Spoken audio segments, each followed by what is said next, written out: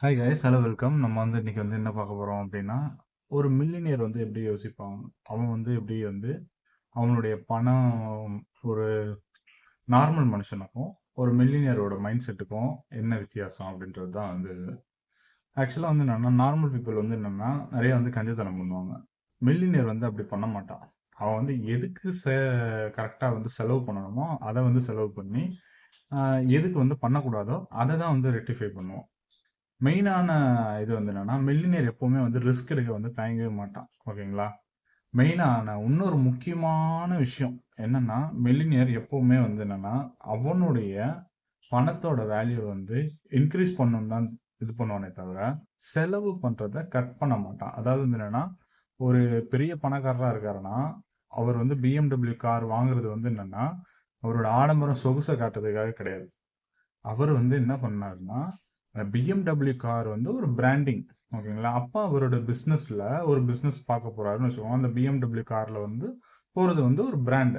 அப்ப அந்த போகும்போது அவருக்கு அந்த பிசினஸ் வேல்யூஸ் வந்து ஓகே, இவரு இவ்வளவு பெரிய கார் வச்சிருக்காரு. அப்ப பிசினஸ்லயே வந்து ஒரு நல்ல இம்ப்ரெஷன் கிடைக்கும். அதுக்காக தான் வழியே தவிர, இதுதான் மில்லினியர் மைண்ட் செட்ன்னு சொல்லுவாங்க. ஓகேங்களா? நீங்க வந்து என்னன்னா, செலவு பண்றதுல கட் ஆஃப் பண்ணக்கூடாது. மெயினா நீங்க வந்து என்ன பண்ணணும்னா, செலவு நீங்க பண்ற அளவுக்கு வருமானத்தை இன்க்ரீஸ் பண்ணணும். இதுதான் வந்து என்னன்னா, நிறைய பேர் வந்து தவறுற ஒரு விஷயம். இந்த மைண்ட் செட்டை வந்து வில்லினஸ் வந்து நிறைய வந்து ஃபாலோ பண்ணுவாங்க. இப்போ ஜாதகத்துல எடுத்தோம்னா, 2வது இடம் தனஸ்தானம்னு சொல்லுவாங்க. அந்த இடத்துக்கு அதிபதியை வச்சு சொல்லுவாங்க.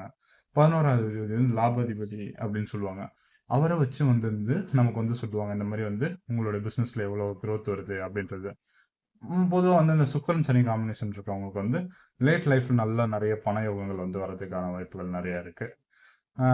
786, இந்த 786ன்றது வந்து என்னன்னா, இஸ்லாம் மதத்துல வந்து யூஸ் பண்ணுவாங்க அப்படின்ற மாதிரி வந்து சொல்லுவாங்க. ஆனா அது வந்து ஒரு பணம் கொழிக்கும் ஒரு நம்பர். ஓகேங்களா?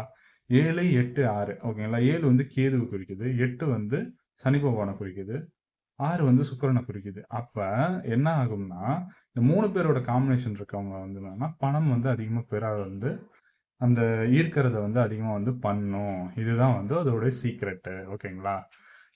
மேலும் வந்து என்னன்னா, இந்த விஷயங்கள்லாம் இருக்கட்டும்.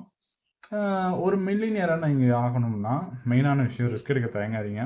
2வது விஷயம், எப்பவுமே வந்து என்னன்னா, செலவு பண்ண யோசிக்காதீங்க. வருமானத்த உண்டாக்குற வழிய வந்து இது பண்ணுங்க.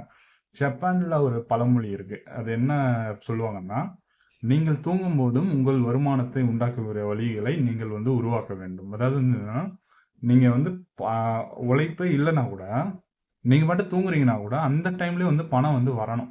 அத வந்து நீங்க வந்து உருவாக்குறதுக்கான வேலைகள வந்து பார்க்க ஆரம்பிச்சிடணும். அவன் இது சொல்றான், இவன் அது சொல்றான்லாம் இல்ல. நீங்க பாட்டு ஒரு சாம்ராஜ்யத்த உருவாக்கிக்கிட்டே இருங்க. ஓகேங்களா? அது பாட்டுக்கு கொஞ்சம் கொஞ்சமா உருவாகட்டுமே! என்ன இப்ப? ஓகேங்களா? பேசுறவன் வந்து கொஞ்ச நாள் தான் பேசுவான். அதுக்கப்புறம் செத்து போயிடுவான். ஓகேங்களா? இந்த மைண்ட் செட்ட வந்து இது பண்ணிக்கோங்க. ம். மேலும் வந்து ஜாதகம் ஏதாவது பார்க்கணும்னா 63886622ன்ற நம்பருக்கு வந்து பிங் பண்ணுங்க. உங்களுக்கு தலைமுடி, நரைமுடிக்கான ஆயில் ஏதாவது வேணும்னாலும் பிங் பண்ணுங்க. 2வது ஆயில் வந்து வாங்க போறாங்க ஒரு ஆளு.